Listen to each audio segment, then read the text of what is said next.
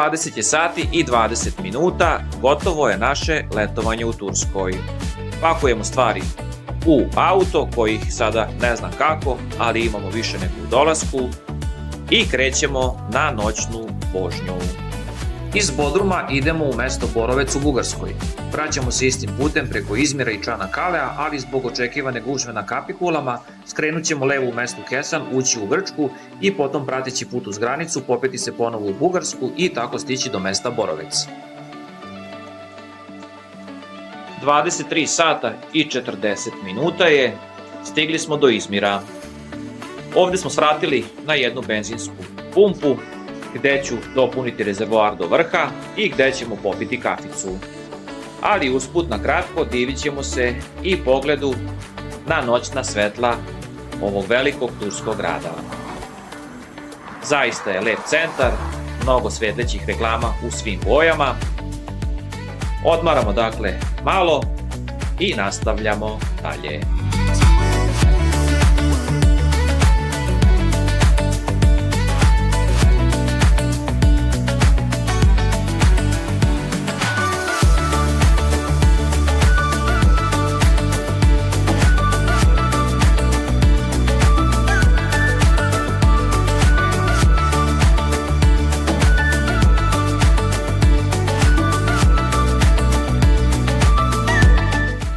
Sati je ujutru, prešli smo evo oko 700 km od Bodruma i sada smo u mestu Ipsala. To je mesto poslednje u Turskoj pred grčku granicu. Ne vraćamo se ovoga puta na glavni granični prelaz Kapikule prema Bugarskoj, nego smo ipak rešili da idemo preko Grčke. Ući ćemo u Grčku na prelaz Kipoji i potom idemo gore na Orestijadu i odatle ulazimo u Bugarsku. A odluka da ne idemo na najveći granični prelaz Kapikule se pokazala pogrešnom. I ovde je bilo gužve, ispred nas kolona od gotovo 400 metara, a izgleda da smo pogodili i došli i na smenu carine i policije. Tako da smo ovde na kraju čekajući proveli gotovo 2 sata. A i sam put kroz Grčku je u dosta lošem stanju i nema se šta videti. I posle 17 sati, od kako smo pošli iz Bodruma i pređenih 1100 km, stigli smo konačno u Bugarsku, stigli smo u Borovec. Ovo što se vidi ispred mene je hotel apartmanskog tipa Flora u Borovecu, gde ćemo biti smešteni naredne 3 noći. Inače, sam smeštaj nas je izašao vrlo povoljno, baš zbog toga što sam ga vrlo rano i rezervisao još u aprilu mesecu. Dakle, apartman sa 2 spavaće sobe za 3 noći izašao nas je tačno 96 eura, što po osobi dakle iznosi 8 eura po danu. Zaista povoljno. Da vam pokažem malo unutrašnjost ovog apartman hotela. Dakle, mi smo smešteni na 4. spratu. Kuhinja je zaista sjajno, fenomenalno opremljena. Dakle, šporet redovan sa rednom, sa 2 ringle, ravna ploča, frižider, mikrotalasna. A šta je ovo tu? Ovo je manjina vrućva. Friteza šta? Ne? Pa, friteza na vrućva. Dakle, imamo čak i veš mašinu i dobro je došla i sušilica da operemo, da ne vučemo tonu prljavih stvari kući za suboticu. Tako da, super smo to iskoristili. Evo ga i toster, kuvalo za kafu. Ovo je dakle kao dnevni boravak i tu može da spava sigurno još 2 osobe, tako da ja mislim da može ovde komotno 6 da spava u ovom smeštaju. Mali televizorčić sa kablovskom, ima i nekoliko naših srpskih kanala, uglavnom muzičkih, tipa DM Sat, Pink Folk 1-2 sam video. pored bugarskih kanala, pogled sa terase. Pogled sa terase, znači ogromne jelke, borovi, vazduh je sjajan, sjajno, fenomenalno je za spavanje. Dani su izuzetno prijatni, 23-24 stepena, noći 12-13. Tako da sad konačno spavamo i ne znojimo se.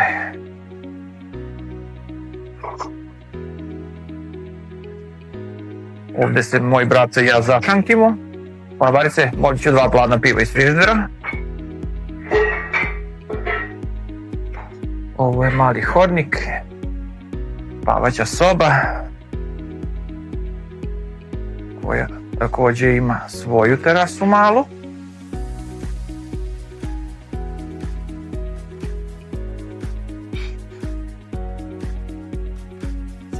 Lepo, uredno, čisto, komotno. Ova sobica je ipak malo, što bi se reklo, kao u budžaku. Tu imamo jedan krevet na sprat, ali za noć, 2, 3 ne smeta. I ovo je kupatilce, pa i nije baš toliko malo, kupatilo solidno, sa kadom.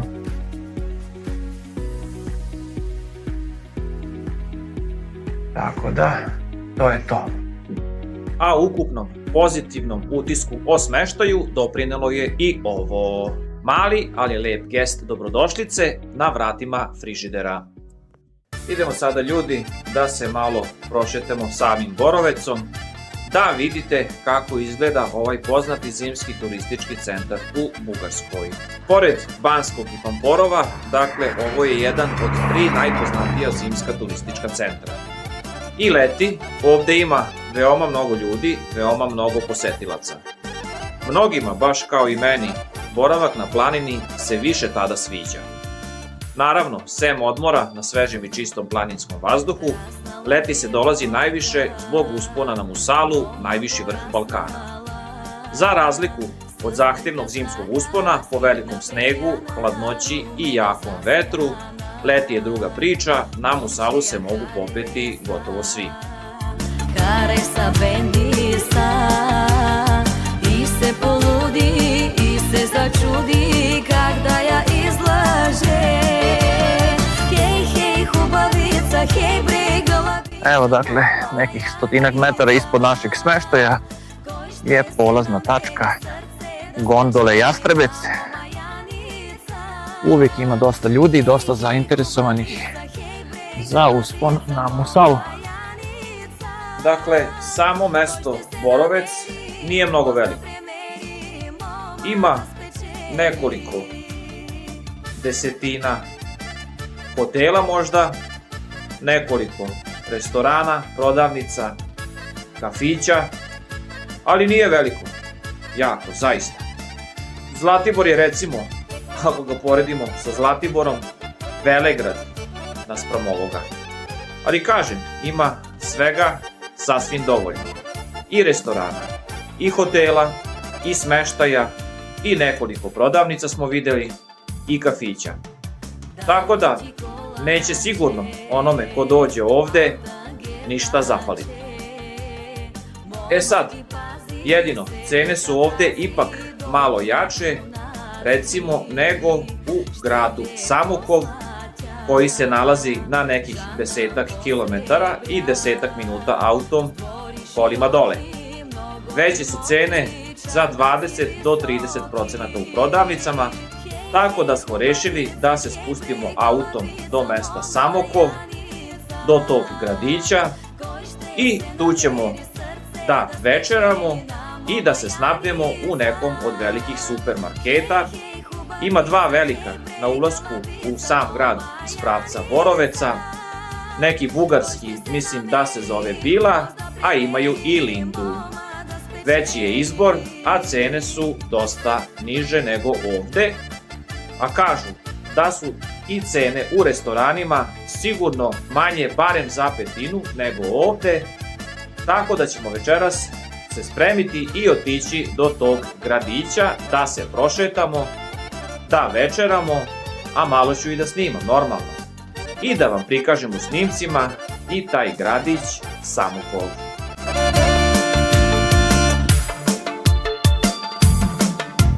Idemo dakle malo da se prošetamo kroz sam Borovec, kroz njegove parkove, a ovo ispred mene je ulazak u parkić gde se nalazi najveća drvena crkva u Bugarskoj. Skika me zakiči, s hubost me zapleni, s ljubov goljama, ljubov za dvama, dvama za vinagi.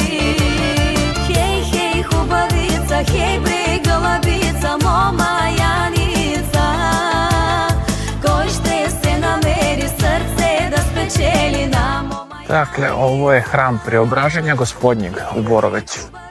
Drvena crkva. Evo, dakle, ušli smo u ovu malu crkvicu, upalili sveće za zdravlje i sreću živih i sveće za naše preminule sve. Dobio sam dozvolu da snimim malo i unutrašnjost ove crkve.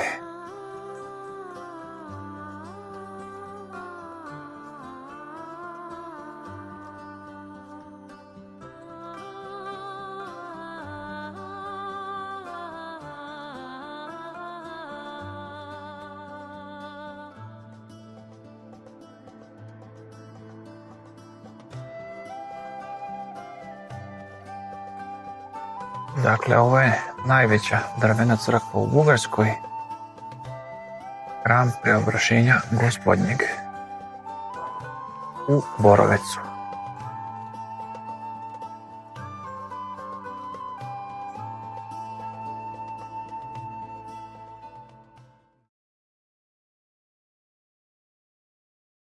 Stvarno lepa crkvica u gustoj borovoj šumi. Svako ko dođe ovde, zaista vredi da dođe i da je posjeti, da je vidi.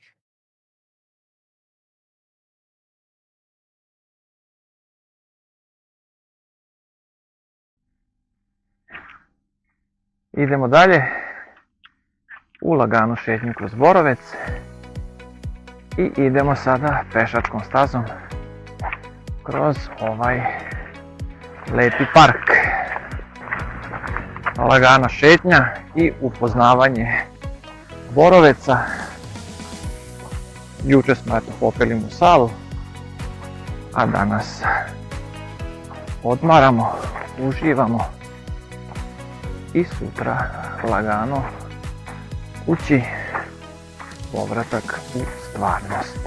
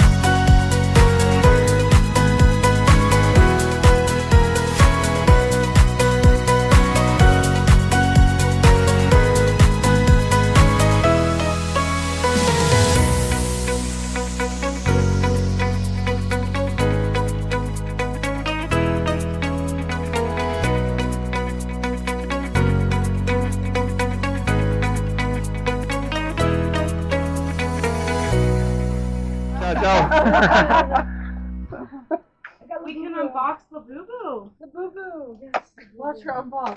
Evo vidiš, imaš bubu ovo za bebu. Baš da vidimo šta je, da? Options. Baš da vidimo šta je. I šta je to?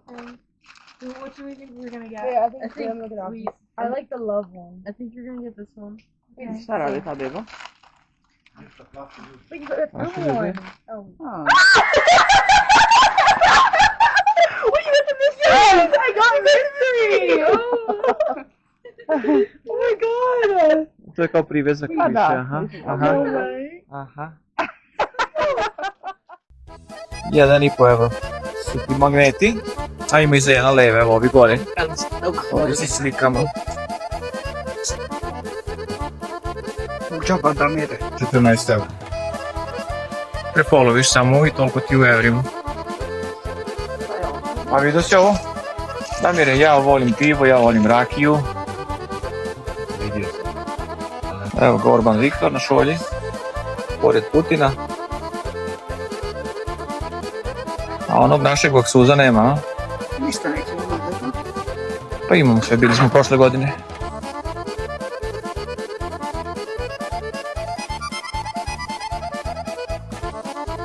Ne znaš ono da gura male. Ima panove do onom dućanu, tamo. Ima i pivo tamo. Evo tu supermarket.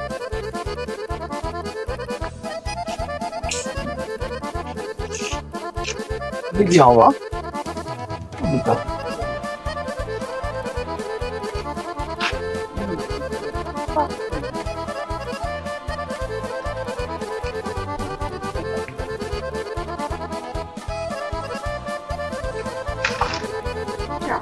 Ja.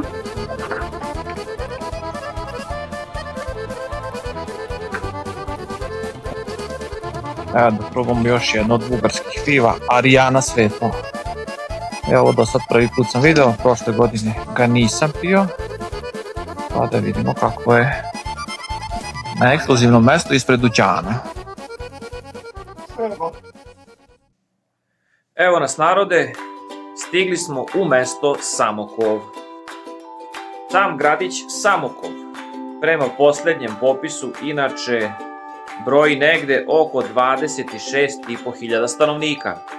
Nalazi se 55 km južno od glavnog grada Bugarske, Sofije. Sam grad Samokov, inače, nalazi se na 960 metara nadmorske visine i kroz njega protiče reka Crni Iskar. Sišli smo eto malo da prošetamo kroz centar ovog gradića i da večeramo u nekom od restorana tradicionalne bugarske kuhinje.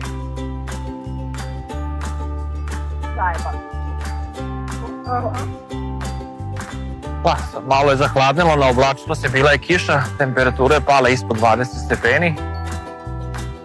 I pošto smo krenuli tu večernju šetnju, posle dugo vremena smo obukli nešto dugačko, trenerke i dole i gore. I sada je sasvim prijatno, inače bi u kratkom je bilo vrlo hladnjikavo.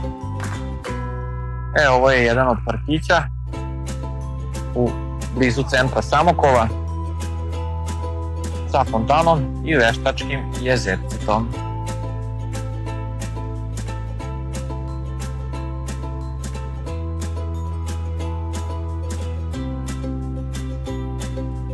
Gde ste lepotani? Gde ste lepotani? Jeste, lep si. Lep si. Prelep si. Crni labude. Ali nemam ništa da ti dam da papaš.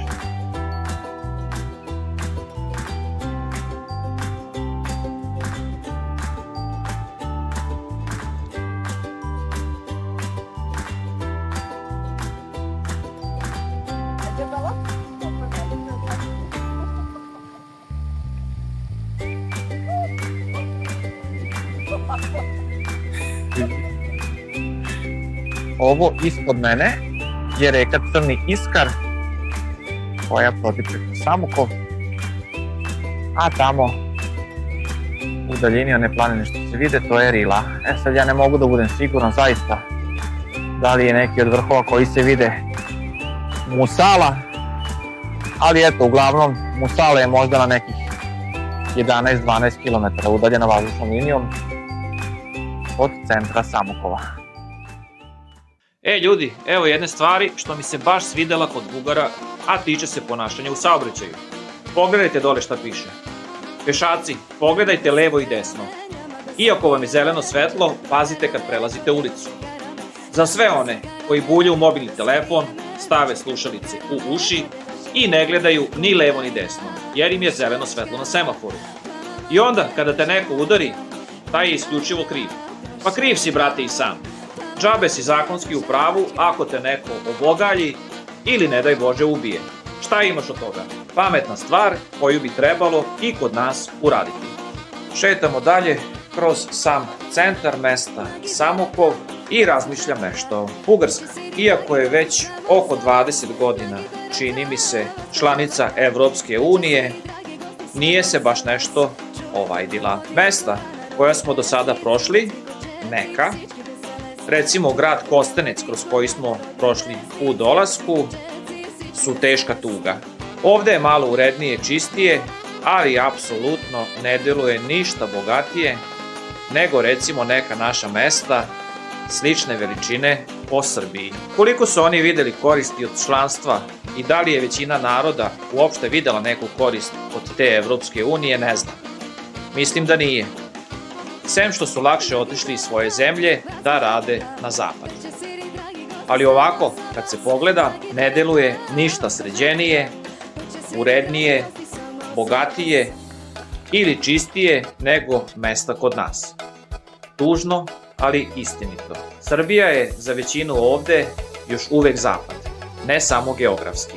Ali eto, nama se EU predstavlja svaki dan na medijima kao pitanje od životne važnosti. Sjaši Kurta da uzjaši Murta. Meni ona više ne treba u mojih 50 i kusur godina. Nije još na vidiku, a čekam da uđemo u nju već sigurno više od 30 godina. Evo, došli smo u neki restoran, Stara kuća. Restoran radi? Radio, ima knjige pažnjava. Nemamo. Znači samo na zakazivanje, a? Da. Dobro, ništa, idemo dalje.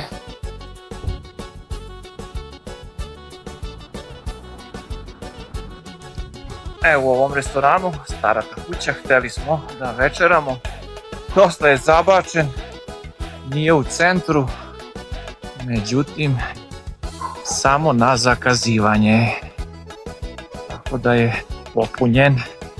Ništa, idemo u neki drugi. Kajmakanova mehana. Evo tamo kuća. Zaista smo gledali cene u meniju. Jeftinije naspram većine naših restorana u Srbiji. A kakva je hrana? Vidjet ćemo. Po recenzijama je dobar. Pozdravlja, živeli.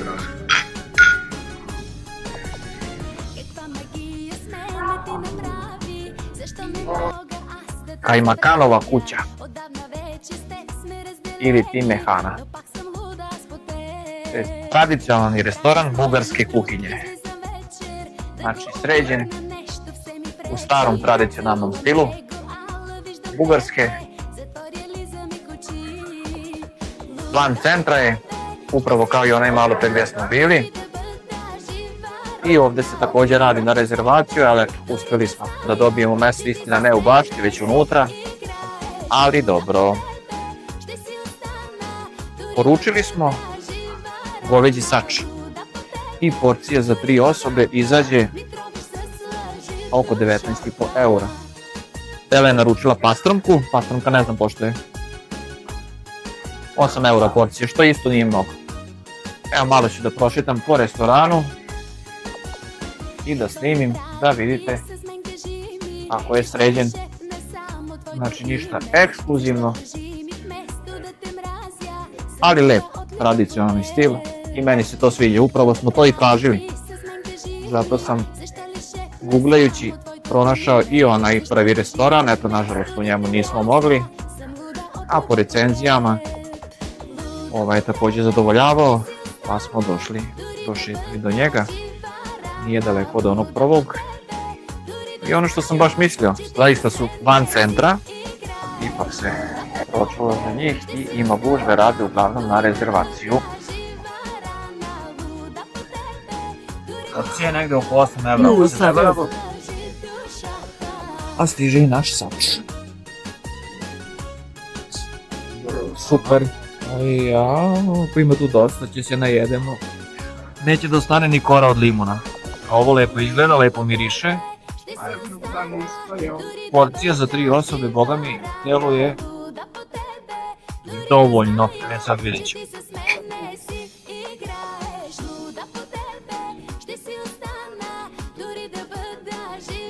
Šteta što kamera ne može da prenese ovaj miris.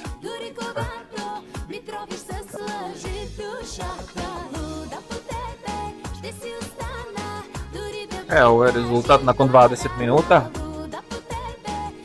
U principu dovoljno. Najeli smo se. Mi smo se prejeli taman. Se kaže, ne bi valjalo mi da je više, onda smo se prejeli. Onako, saglasni smo otprilike da je 9 do 10.